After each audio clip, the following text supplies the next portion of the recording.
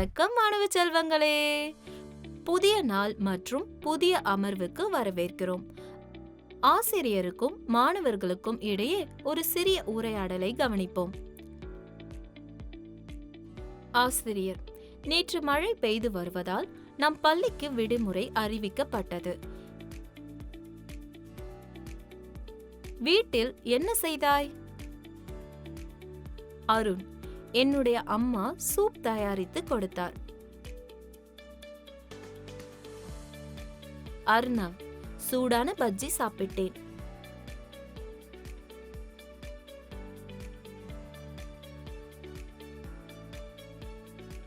ஷித்தல்: நானும் அக்காவும் மழையில் நடனமாடினோம். ஆசிரியர்: நீங்கள் அனைவரும் சந்தோஷமாக இருந்தீர்கள் என்பது போல தெரிகிறது. ஆனால் மழையிலோ அல்லது குளிர்ந்த காலத்திலோ விளையாடி உங்கள் ஆரோக்கியத்தை கெடுத்துக் கொள்ளாமல் பாதுகாப்பாக இருக்க நினைவில் கொள்ளுங்கள். இன்று மழை மற்றும் மழை நீர் சேகரிப்பு என்ற தலைப்பை பார்ப்போம். இந்த தலைப்பு மழை எங்கிருந்து வருகிறது என்ற 6ஆம் வகுப்பு அறிவியல் பாடத்தில் ஏன் மழை பெய்கிறது, எப்படி மழை பெய்கிறது போன்ற கேள்விகளுக்கான பதிலை காண்போம்.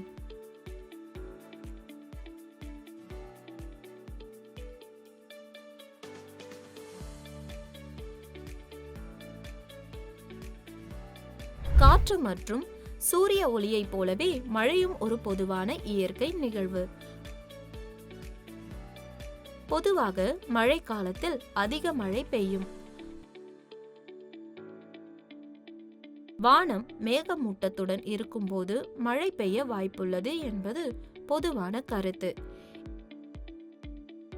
இருப்பினும் மேகங்கள் எப்போதும் மழையை கொண்டு வருவதில்லை. சில நேரங்களில் முன்னறிவிப்பின்றி திடீர் மழையை அனுபவிக்கிறோம்.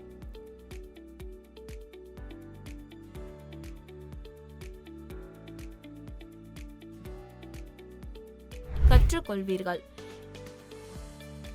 இந்த தலைப்பை படித்த பிறகு உங்களால் அறிந்து கொள்ள முடியும். நீரின் வெவ்வேறு வடிவங்களை புரிந்து கொள்வீர்கள். மழை மற்றும் பருவமழைகளை விளக்குவீர்கள்.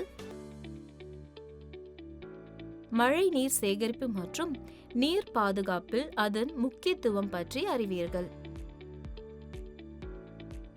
முக்கிய வார்த்தைகள்: மேகங்கள், ஆவியாதல், ஒடுக்கம்,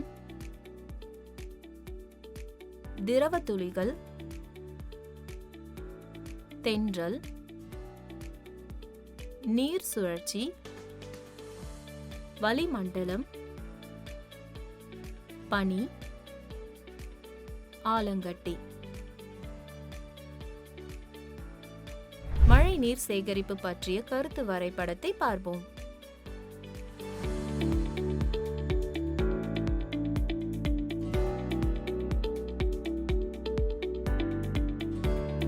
மழையை பற்றி தொடர்ந்து கற்க முதலில் நாம் மேகங்களையும் தண்ணீரை பற்றி புரிந்து கொள்ள வேண்டும். இயற்கையில் தண்ணீர் 3 வடிவங்களில் இருப்பதை நாம் அனைவரும் அறிவோம். நீரின் திட வடிவம் உறைந்த நீர் எனப்படும். தண்ணீர் குளிர்ச்சி அடையும் போது அது திடமான பனிக்கட்டிகளாக மாறும். திறந்த வெளியில் பனிக்கட்டியை விட்டால் அது உருகி தண்ணீராக மாறும். மேலும் நாம் பனியை சூடாக்கினால் அது தண்ணீராகவும் மாறும். நீரின் வாயு வடிவம் நீராவி நம்மை சுற்றியுள்ள காற்றில் உள்ளது.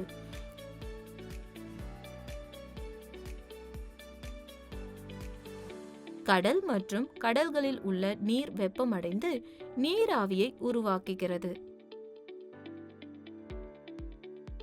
இதேபோல் நீராவி குளிர்ச்சி அடையும் போது அது மீண்டும் திரவ நீராகவும் ஒடுங்குகிறது. தண்ணீர் இன்னும் குளிர்ந்தால் அது பனியாக மாறும்.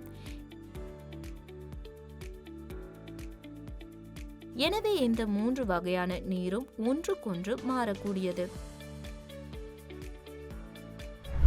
நீராவியாக மாறும் செயல்முறை ஆவியாதல் என்று அழைக்கப்படுகிறது. ஆவியாதல் என்பது பூமியில் எல்லா நேரங்களிலும் நடக்கும் ஒரு இயற்கையான செயல்முறையாகும். குறிப்பாக கடல்கள், பெருங்கடல்கள், ஆறுகள் மற்றும் குளங்கள் போன்ற நீர்நிலைகளில் இருந்து சூரிய ஒளியின் காரணமாக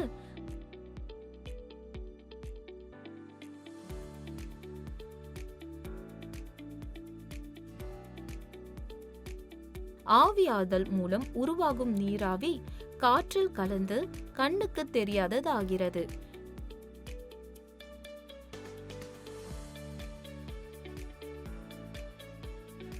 நீராவி மீண்டும் தண்ணீராக மாறும் செயல்முறை ஒடுக்கம் என்று அழைக்கப்படுகிறது. குளிர்காலத்தில் சிறிய பனித்துளிகள் புல் மற்றும் இலைகளில் தோன்றும், ஏனெனில் தாவரங்களை சுற்றியுள்ள காற்றில் வெப்பமான நீராவி உள்ளது.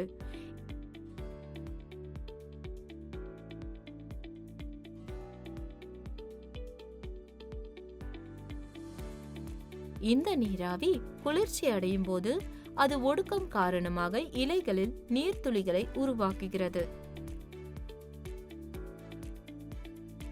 மேகங்கள். ஆவியாதல் மூலம் உருவாகும் நீராவி வளிமண்டலத்தில் உயர்கிறது, ஏனெனில் அது காற்றை விட இலகுவானது.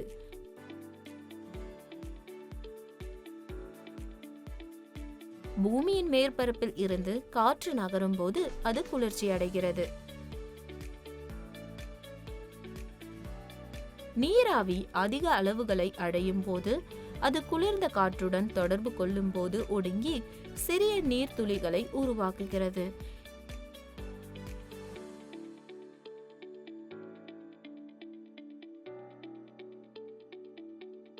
இந்த சிறிய நீர்த்துளிகள் வளிமண்டலத்தின் உயர் மட்டங்களில் காற்றில் மிதந்த மேகங்களாக தோன்றும்.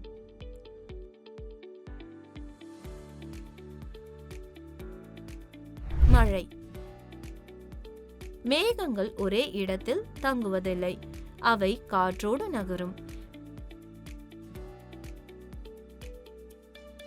மேலும் மேகங்கள் ஒன்று சேர்வதால் அவை நீராவியால் நிரப்பப்படுகின்றன.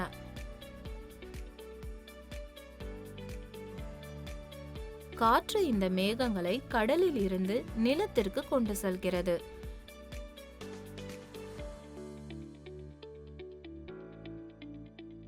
மேல் வளிமண்டலத்தில் உள்ள குளிர்ந்த காற்று மேகங்களை குளிர்விக்கிறது. இதனால் உள்ளே இருக்கும் நீர்த்துளிகள் பெரிதாக வளரும். மேகங்கள் கனமாகும் போது அவை தரையில் நெருக்கமாக நகரத் தொடங்குகின்றன.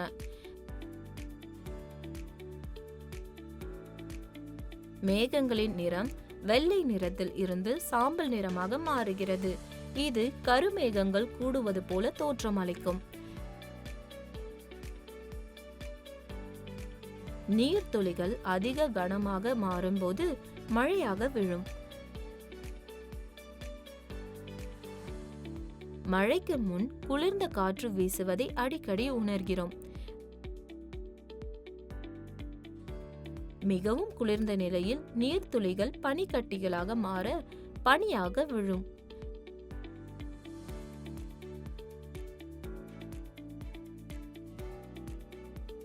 சில நேரங்களில் பெரிய நீர்த்துளிகள் பனிக்கட்டிகளாக உறைந்து ஆலங்கட்டி எனப்படும் பனிக்கட்டிகளாக விழும்.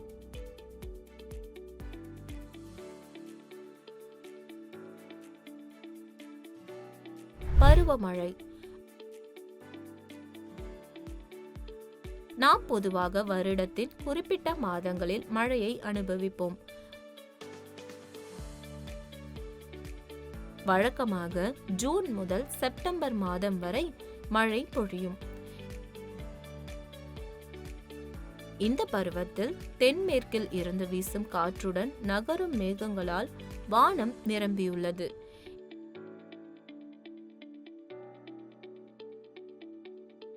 இந்த காற்று தென்மேற்கு பருவக்காற்று என்று அழைக்கப்படுகிறது.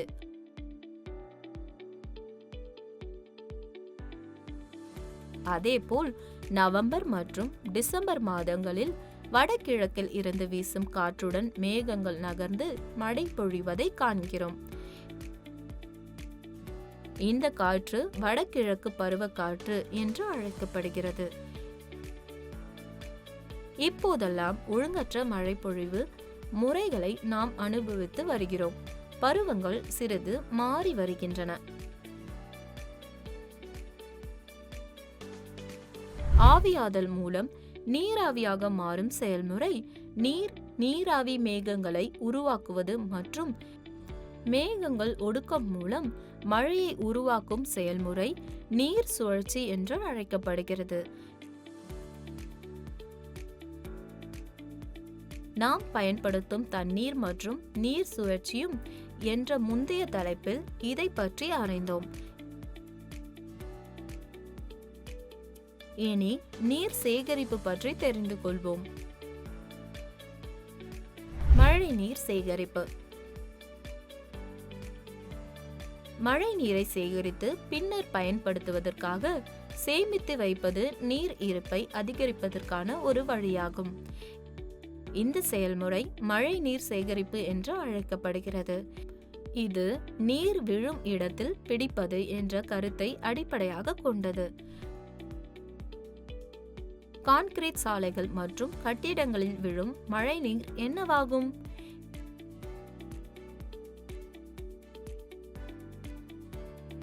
இது வடிகால்களில் பாய்கிறது. அங்கிருந்து அது தொலைவில் இருக்கும் ஆறுகள் அல்லது ஏரிகளுக்கு செல்கிறது. அதாவது அந்த தண்ணீரை மீண்டும் நாம் வீடுகளுக்கு கொண்டு வருவதற்கு நிறைய முயற்சிகள் தேவைப்படுகின்றன, ஏனெனில் அது தரையில் ஊடுருவாது. மழை நீர் சேகரிப்புக்கான 2 நுட்பங்கள் இங்கே. கூரை மழை நீர் சேகரிப்பு. இந்த முறையில் மழை நீர் கூரையிலிருந்து சேகரிக்கப்பட்டு குழாய்கள் மூலம் சேமிப்பு தொட்டிக்கு அனுப்பப்படுகிறது.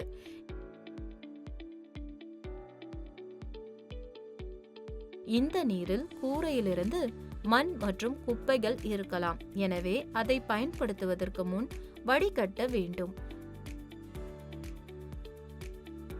மழை நீர் ஒரு தொட்டியில் சேமித்து வைப்பதற்கு பதிலாக குழாய்கள் நேரடியாக நிலத்தில் உள்ள குழிக்கு இட்டு சென்று நிலத்தடி நீரை மீட்டெடுக்க மண்ணில் நீர் ஊடுருவ அனுமதிக்கிறது. சாலையோர வடிகால் சேகரிப்பு.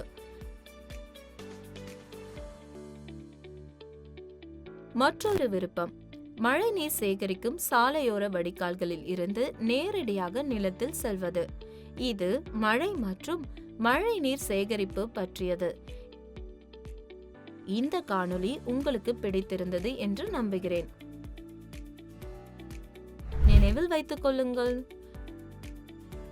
பூமியில் உள்ள நீர் 3 வடிவங்களில் இருக்கலாம். பனி, அதாவது திட வடிவம், நீர், அதாவது திரவ வடிவம், மற்றும் நீராவி, அதாவது வாயு வடிவம். நீரை நீராவியாக மாற்றும் செயல்முறை ஆவியாதல் என்று அழைக்கப்படுகிறது. நீராவியின் சிறு துளிகளில் இருந்து மேகங்கள் உருவாகின்றன.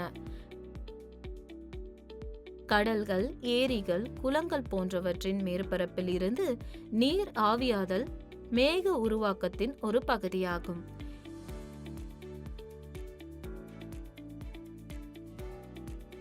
நீராவியை நீராக மாற்றும் செயல்முறை ஒடுக்கம் எனப்படும். பூமியின் மேற்பரப்பில் இருக்கும் நீரின் ஆவியாதல் மற்றும் ஒடுக்கம் சுழற்சி மழையை ஏற்படுத்துகிறது. நீரை நீராவியாகவும் நீராவி மேகமாகவும் மேகங்கள் மழையாகவும் மாறுவது நீர் சுழற்சி எனப்படும். மழை நீரை சேமித்து நீர்நிலைகளை மீளூட்டம் செய்ய நிலத்தில் இறங்க அனுமதிப்பது நீர் சேகரிப்பு எனப்படும்.